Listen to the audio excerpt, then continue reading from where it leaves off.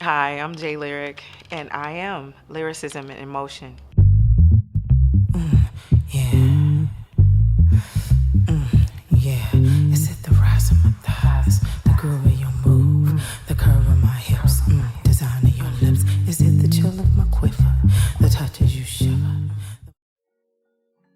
Lyricism in Motion simply means to me is I'm a metaphoric poet, and I've learned or have the innate ability to merge metaphoric words with melodic sounds, and I like to call that Floeticizm. Native of Detroit, Michigan, and I moved to Florida about 10 years ago. I started singing at the age of 9. Actually in school. I remember being in school and my teachers going to my mom and saying, you need to get her in parochial school because I was taking over the class and acting and dancing and singing. I am a church girl, born and raised Baptist. Now I'm non-denominational. I don't claim a set. I'm not blood, crip, Baptist, Catholic, Pentecostal, Church of Christ. I love God and everything He's about. When I was about 13 years old is when I kind of tapped into being a poet. My dad died from a brain aneurysm. And my twin and I were greatly impacted by that. I was a daddy's girl.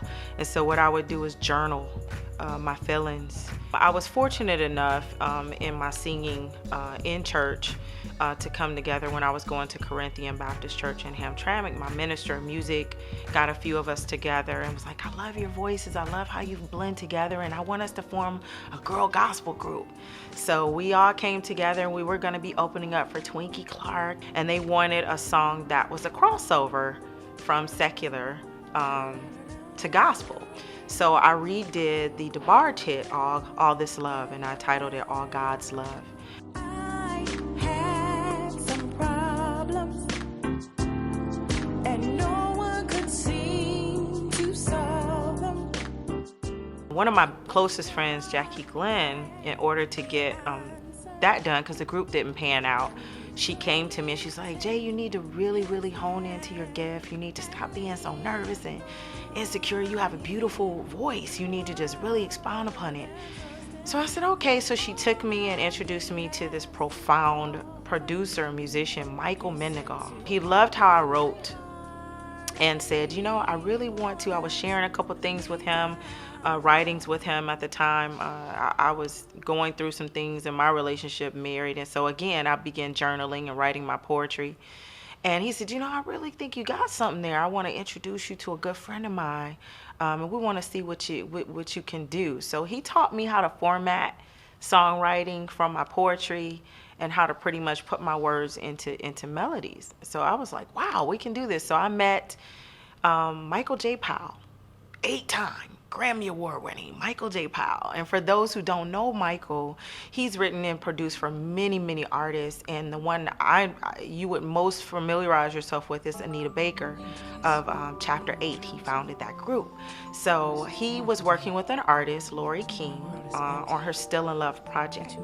So they would test me and give you some tracks. Jay, let me see if you can write with the track. Your hands are beautiful. Yes. They do something to me. I'm aroused by your touch.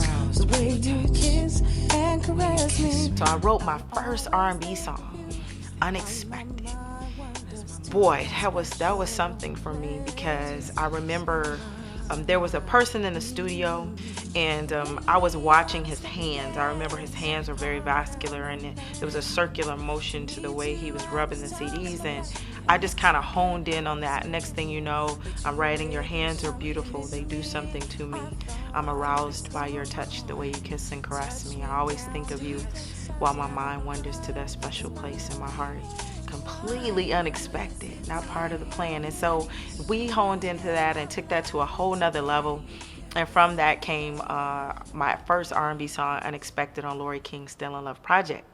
And not only was I able and fortunate enough to write that one song for her, I was able to write 3 songs on her project. I was always into the songwriting portion of it. And so for the rest of my life, if I had to pick between the two, it would be songwriting. It would be writing for other artists.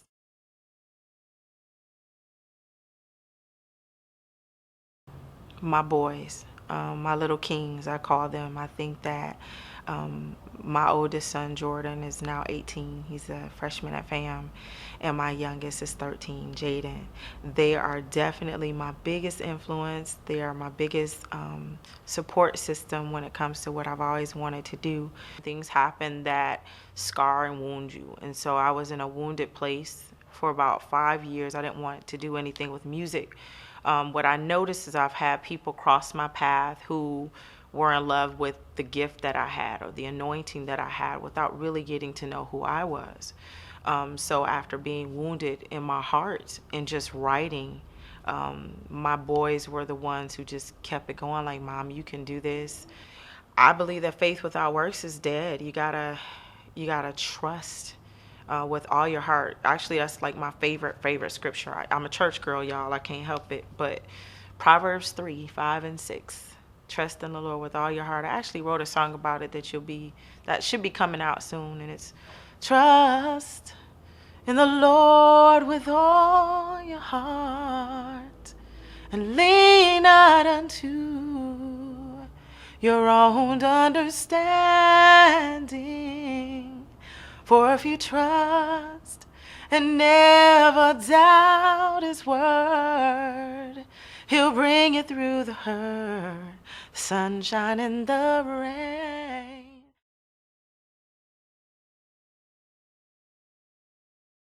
My biggest accomplishment would be my music right now, as far as finally being able to put it out here after almost 11 years of doing so. As an independent recording artist, when you're not with a label, it takes a lot more work, a lot of time, a lot of money. And so after trying and trying again, I would start projects with different producers, and then it wouldn't happen. I've written for so many different artists as well, outside of the one I've referenced before, throughout the states of Michigan and Florida. I've had my music stolen. I've listened to other artists singing with my background vocals in the background, and I not got a check for my royalties. I've already experienced what you experience in this industry when you don't know. And now I'm just in a place in my life where I've accomplished something I put out to do a long time ago. And I'm grateful for the opportunity.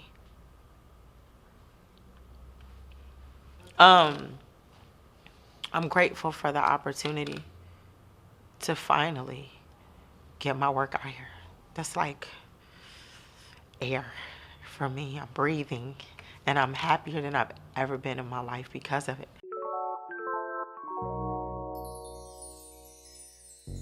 I chose to release 2 projects at the same time in 2 different genres.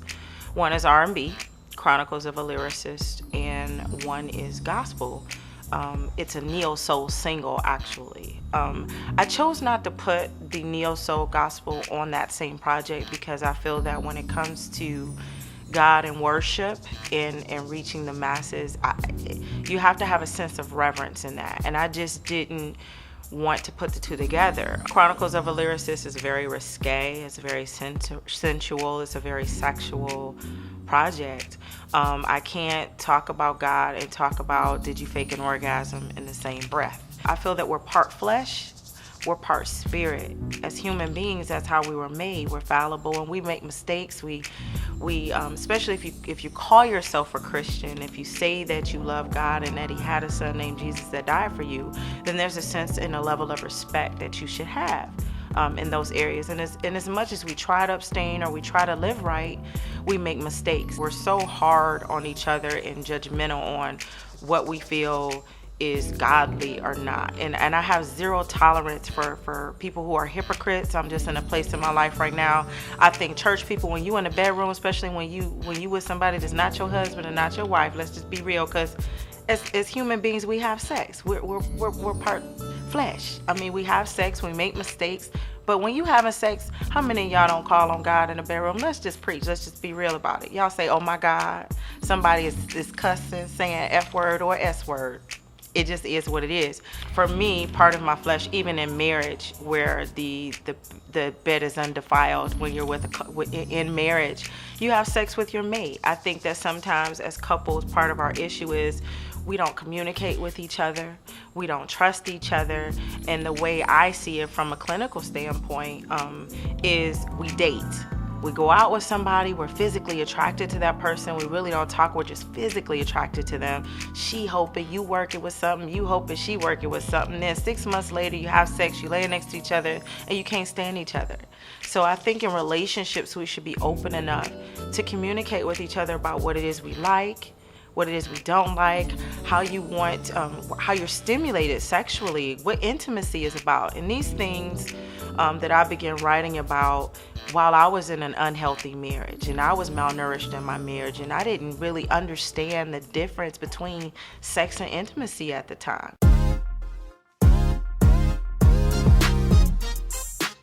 Chronicles of a Lyricist is edgy, passionate, poetic, R&B, is a splash of hip-hop in there, and the rapping. It's just a very unique project. Our first single that we have promoted, Forever My Boo, with rapper RL of St. Pete, it's a hit. It is definitely upbeat, a dance groove, and you will love it. Please download it. You will love it. Give me your feedback. Tell me what you think about it. Then we'll slow it down with a little bit of Delicious, which is very explicit into the breakdown of intimacy and physique. Definitely my favorite single on that project, Your Piano Remix.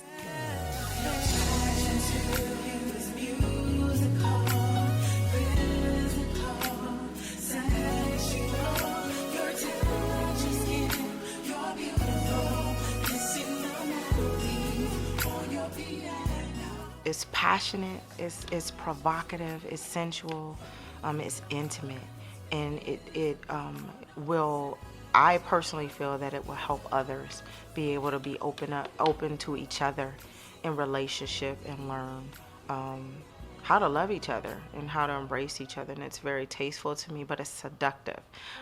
Again, as a metaphoric poet, you read into what you want to from it. And I also wanted to pay homage to Black men. I think that I call Black men kings, because I think that Black men are very powerful. I personally feel that as a Black woman, we don't uplift our men enough. We are so into shooting them down or saying they're no good, and I really have this conviction to uplift Black men. I think they're the most beautiful creatures God ever created on the planet. If you look at the design of a Black man, from his back, the U, there's a songwriting called The U in You. That's a canal. You can put water in it and just watch it sit, or Kool-Aid, or whatever you gonna do. But back on point. I mean, I just think Black men are just beautiful, and I think as Black women, we need to learn how to uplift our men and keep them motivated. And we have so much power in us as sexual beings as well as women. We should use those powers for good. And I think if you could get into a man's mind, or if a man can even get into yours, to me, that is that intimate place that you should be locked into. You can seduce his mind with so much and not have to touch him. So there are certain parts on it. There's a track on there called My Hershey Kiss that I devoted for them. Lord Your Love, for my neo-soul gospel single, similar to my boy Fred Hammond from Home, where I Feel Good. It's a feel-good song. It's a song where you're captivated by the music first, and then you get into the lyrics. It makes you want to snap your fingers, even though we're not supposed to snap our fingers. You know, church folks, you're not supposed to snap your fingers, but you're into it. And then next thing you know, you're like, wow, okay, I'm loving this lyrical content of it. That's true. When I wake up in the morning and I open my eyes, I gotta thank God for blessing me with one more day and night. Then you're rejoicing, and it's just an upbeat, healthy, happy song. And I hope I did it some justice.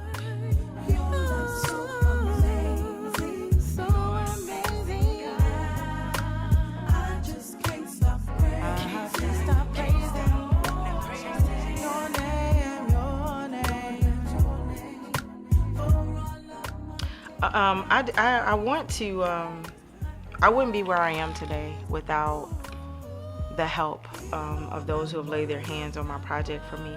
Tobias Tinker Sr. was a godsend for me. He's a good friend of mine, and he's my producer on this project. He has known me for some years and has known my upward battle, so to speak, in getting my music out here and believed in my gift and my passion. And I don't know that I wouldn't be at this place if it wasn't for him helping me do so. So I have to really give him a shout out for that. And my manager, Keith Jacobs, he another one. You know, God has placed people into my life to help me, and I appreciate. Listen, I know God is real.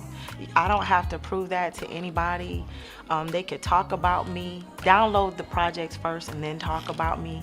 They can judge. They could be, how can she do gospel and she could do R&B? Listen, most artists will do R&B and then throw a gospel singer on their project. I have to, I can't do that. They have to be at the same time for me. I don't straddle a fence. I do all genres of music. I'm a writer first. I just happen to know how to sing. So I appreciate when people love my voice and love what I can do with it. But I'm proud of my little projects. Look at that. Ooh, yes, you go talk about me. I don't care. She in a dress with a leg out on this one. Yes, it's legs. They out. God gave them to me. So he designed them for me from a man, you know, that kind of thing. And right here, Lord Your Love. So y'all need to check it out. Go on my website. Go to JLyricSoul.com and learn a little bit more about me, and shout me out on Facebook. Go to JLyric the artist, and Instagram JLyric, and look me up, because I'm going places. Y'all gonna see me at the Grammys real soon. That will be done.